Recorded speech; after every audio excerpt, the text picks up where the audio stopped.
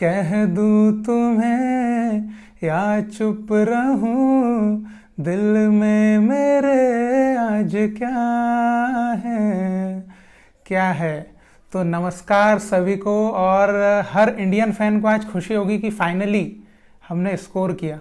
वो जीत तो एक अलग है, लेकिन स्कोर की खुशी होगी क्योंकि स्कोर नहीं हो पा रहे थे और आज हुआ। और मैं एक और चीज़ कहना चाहूँगा, ओवर कॉन्फिडेंस जो शब्द का बड़ा उसको बनाया गया है, तो मैं उसके ऊपर एक बात बोलना चाहूँगा कि आसमान पर थूकने वाले इंसान को शायद ये पता नहीं होता कि पलट कर थूक उनके ही चेहरे पर गिरने वाला है। तो इसलिए कभी भी ओवर कॉन्फिडेंस नहीं लाना चाहिए हमारे भीतर, ठीक है। इंडिया और इंडियन कभी भी ओवर कॉन्फिडेंस में नहीं थे, ना है और ना रहेंगे। If we will play against Qatar, Japan, Australia, मैं नहीं बोल सकता कि हम कुछ कर पाएंगे या कुछ कर सकते हैं बहुत खतरनाक। अगर वहां पे मैं ड्रॉ का बोलूं वो हमारा कॉन्फिडेंस रहेगा, लेकिन जीतना वो ओवर कॉन्फिडेंस और बहुत ज़्यादा बोलना हो जाए, क्योंकि हम उस अभी स्थिति में नहीं है कि हम उनके अगेंस्ट जीत सकते हैं। लेकिन ऐसी टीम्स जो हमारे अगेंस्ट 0 शॉट्स ऑन टारगेट मारती है, उसके अगेंस्ट अगर मैं ये बोलता हूँ कि हम जीतेंगे और हम जीत सकते हैं, तो ये ओवर कॉन्फिडेंस नहीं होता मेरे भाई, ये होता है ट्रस्ट, बिलीव टीम के ऊपर, ठीक है। अब ये हो गई थोड़ी सी तारीफ, ठीक है। और मैं किसी की ना खिंचाई करने यहाँ बैठा हूँ, ना किसी की बुराई करने की, ठीक है। नेपाल प्लेड वेरी वेल उनके हिसाब से, ओके, और इंडिया प्लेड वेल उनके हिसाब से। लेकिन अब एक फैन के हिसाब से मैंने क्या देखा, तो भाई सीधी बात, अगर कोई इंडियन देख रहा हो, कोई देख रहा हो, मेरे को उससे कोई फर्क नहीं पड़ता। तुम अभी खुश हो रहे होंगे, बहुत अच्छी बात है, मैं भी बहुत खुश हो रहा हूँ कि हम जीत गए, ठीक है।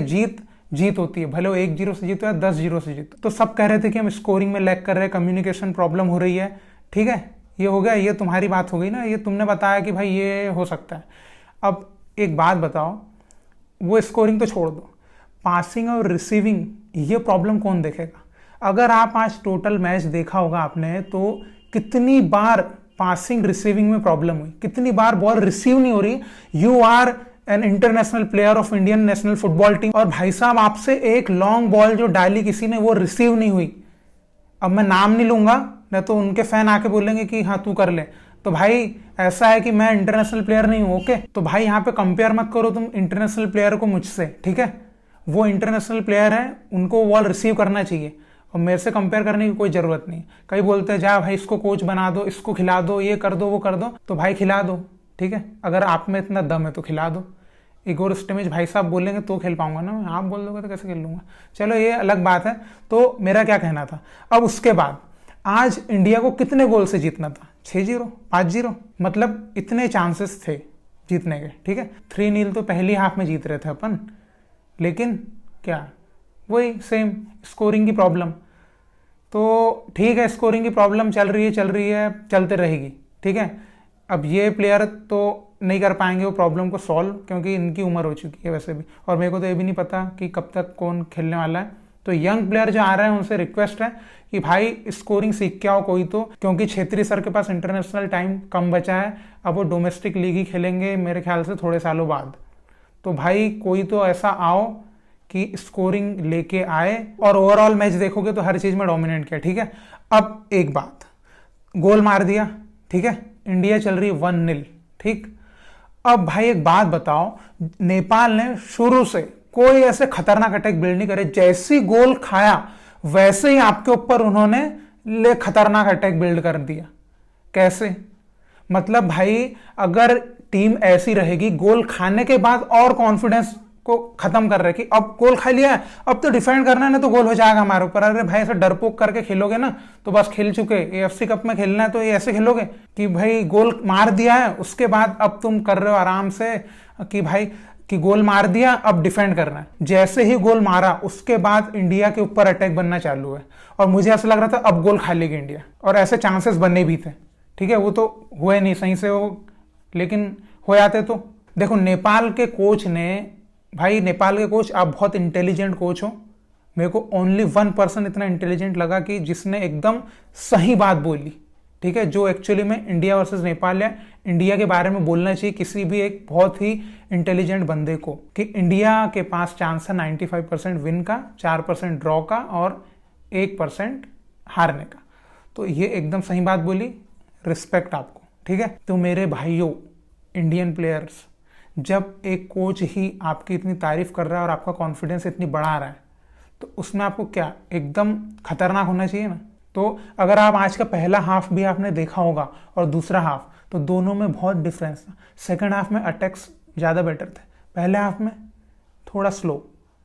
तो इंटरव्यू में क्या बोल रहे थे, we will play very high intensive match from the first minute of the game. ओ भाई साहब, किधर था वो इंटेंसिव खतरनाक फर्स्ट मिनट से? भाई वो चाहिए वो गजा, पहले मिनट से ऐसा जीतने के लिए वो चाहिए होता ना कि जीतने के लिए एकदम जान लगा देंगे 0.01 सेकेंड्स, लेकिन वो दिखता है सेकंड हाफ में। भाई का मतलब वो चाहिए रहता क्या, मतलब एक वो बोलते हैं ना कि इंजेक्शन, मतलब फर्स्ट हाफ खेला, उसके बाद जो ब्रेक मिला उसमें कोच थोड़ा सा डांटे और कोई तुमको ऐसा चिल्लाए तो फिर तुम आओगे थोड़ा सा जोश में। मतलब आप जितने भी इंडिया के मैच देखोगे उसमें सेकंड हाफ के बाद ज़्यादा बेटर परफॉर्मेंस है, फर्स्ट हाफ में एकदम ढीला। तो ऐसा अगर परफॉर्मेंस रहेगा तो अभी मालदीव, देखो इस ग्रुप में सबसे टफ टीम थी अपनी इंडिया और अब मालदीव सबसे टफ टीम है सेकंड नंबर पे। तो आपका मुकाबला मालदीव से, अगर आप ऐसे ही करोगे सेकंड हाफ में बूस्ट होकर आओगे, फर्स्ट हाफ में ढीला खेलोगे। उन्होंने श्रीलंका पे 6 मिनट में गोल कर दिया, तो कब कैसे गोल क्या जीता उससे कोई लेना देना नहीं। उन्होंने 6 मिनट में नेट फाइंड कर ली उस टीम के अगेंस्ट जिसके अगेंस्ट हमारा स्कोर है 0। तो अब आप सोच सकते हो कि मालदीव के अगेंस्ट आप कैसे खेलोगे, ऐसे सेकंड हाफ में आओगे थोड़ा सा इंजेक्शन लगवा के। तो भाई अब अपना मुकाबला टफ है, तो वो प्रीव्यू में अलग दूंगा, उसके बारे में मैं अलग एनालिसिस करके आऊँगा, कुछ मेरे जो दिमाग की बत्ती जागेगी ना। लेकिन आज के मैच की ये बात थी, बहुत खुशी की बात है, लेकिन मेरे अंदर खुशी क्यों नहीं है, क्योंकि जो डिजर्व विक्ट्री बोलते हैं ना वो चाहिए, वो एक इंडियन फैन आपसे मांग रहा है। देखो ऑन द पिच आप मेहनत करते हो, आप सब कुछ करते हो, लेकिन off the pitch we are representing India, कि हम यहाँ पर इंडिया को रिप्रेजेंट करते हैं कि इंडिया ऐसा खेल रहा है, इंडिया वैसा खेला। इधर हम गाली सुनते हैं, हमको लोग इधर ट्रोल करते हैं, लोग हमको क्रिटिसाइज करते हैं, इधर गाली दे रहे हैं, इधर एब्यूसिव वर्ड का इस्तेमाल कर रहे हैं। और एक और बात, यहाँ पे फुटबॉल की बातें करना चाहिए। आप किसी बंदे ने आज एक कमेंट करी थी कि किसी, हमारे एक बंदा था दार्जिलिंग का, मेरे को नाम नहीं पता, दार्जिलिंग के किसी बंदे ने कमेंट करी थी, तो उसके ऊपर किसी ने उसको ट्रोल किया है कि you are second citizen of India और यू आर सपोर्टिंग इंडिया। तो भाई एक बात बताऊं, यहाँ पे ये इंडिया के अंदर है, वो दार्जिलिंग हो, केरल हो या जम्मू कश्मीर हो, वो इंडिया का है, ठीक है। अगर ऐसी बात अगर आप बोलोगे ना फिर से, तो फिर बहुत अच्छी बात नहीं होगी। मैं यहाँ पर कुछ बेकार चीज़ें करने नहीं आता हूँ, यहाँ पर हेट बढ़ाने नहीं आ रहा हूँ। मैं बहुत अच्छी बातें करता हूँ यहाँ पर और बहुत सही बातें करता हूँ। अगर आपको बुरी लगती है तो आप में सहने की क्षमता नहीं है, आप बढ़ाइए, ठीक है। आप सुनने की क्षमता बढ़ाइए, ठीक है। और किसी भी इंडियन के ऊपर या किसी नेपाली, बांग्लादेशी, श्रीलंका, मालदीव, किसी के भी ऊपर ऐसी टिप्पणी ना करें, ठीक है। कोई भी देश का हो, कोई भी कुछ हो, ठीक है। ये बहुत ही गलत बात है। इससे आपकी कंट्री और इसके आपके स्कूल्स, टीचर्स और आपके पेरेंट्स का संस्कार नजर आता है कि आप किस तरह के हो। तो ये चीजें यहाँ पर बिल्कुल ना दिखाइए। आप फुटबॉल की बातें कीजिए, मैं यहाँ पर आके फुटबॉल की बात करता हूँ ना, मैं कोई ऐसी तो बात नहीं करता कि आप गरीब हो मैं अमीर हूँ और तुम ऐसे हो मैं वैसा हूँ, तो ये न वो, ये सब नहीं करता हूँ ना। मैं यहाँ पर फुटबॉल की बात करता हूँ, फुटबॉल के बारे में जो अच्छा बुरा मुझे लगता है वो मैं आपको बताता हूँ। आपको अच्छा लगता है सुनते हो, नहीं लगता है डिसलाइक करते हो या कमेंट कर देते हो गंदा सा, खत्म। ये करो। आप नस्ली टिप्पणी या कुछ इस टाइप की कुछ भी चीज़, ऐसी बातें ना करें, ये बहुत बेकार बात है, ठीक है। तो ये मेरी रिक्वेस्ट है, और रिक्वेस्ट प्यार से करना चाहिए। तो भाई ये मेरी रिक्वेस्ट है, ऐसी कोई भी गलत बात ना करें कृपया करके, ठीक है, चाहे आप किसी भी देश के हो, ठीक। तो मैं आज जो भी कहना चाहता था कह दिया, और थोड़ी देर के लिए मूड चेंज कर लेते हैं कि भाई हाँ, मैं बहुत खुश हूँ और हर इंडियन को खुश होना चाहिए। हम जीत गए हैं, हमारे पास अब एक अच्छा चांस है, मालदीव को हराएंगे, सीधे फाइनल में हम अंदर हैं। और अगर जो बांग्लादेश और नेपाल का मैच है उसमें बांग्लादेश हारता है या नेपाल, अब मुझे नहीं पता, लेकिन उसका प्रीव्यू मैं दे दूंगा। और उसमें वो मैच भी अच्छा हो, वो मैच भी हमारे लिए ठीक ठाक है, क्योंकि उसमें बांग्लादेश अगर जीतता है तो थोड़ा सा फर्क पड़ सकता है। तो ठीक है, अब जो भी है, अब थोड़ा सा मैं मुस्कुरा लेता हूँ, क्योंकि मैं भी बहुत क्या है ना, जब मैं क्या अंदर मेरे फ्रस्ट्रेशन होती है ना, तो वो बाहर निकलती है और मैं निकालता भी हूँ। ऐसा नहीं कि फ्रस्ट्रेशन को अंदर नहीं रखना चाहिए, क्या होता है उससे फिर मन के विकार उत्पन्न होते हैं ना, तो वो चीज़ नहीं करना चाहिए। तो भाई इंडिया बहुत अच्छा खेला, आगे गेम में और अच्छा बेटर करने की कोशिश करेगा, ये हमको पूर्णतः विश्वास है आप पर, स्टमिज भाई साहब आप पर भी। और स्टमिज भाई साहब, आप 1-1 की इससे बहुत इतना ज़्यादा खुश हो गए, तो इतनी अच्छी बात नहीं है कि आप टीम को इस तरह से। स्टमिज भाई साहब का आज एक मेरे को बहुत बेकार डिसीजन लगा था, वो ये कि एक फ्री किक मिली थी, वो छेत्री सर ले रहे थे, उन्होंने ब्रैंडन को लेने के लिए कह दिया बाहर से, शायद आउटलाइन से। तो ये मुझे बहुत बेकार लगा, क्योंकि छेत्री सर का वो रेंज था, वो शायद वो फ्री किक में गोल कर सकते थे, तो वो बेटर जानते हैं ब्रैंडन भाई को, तो ठीक है।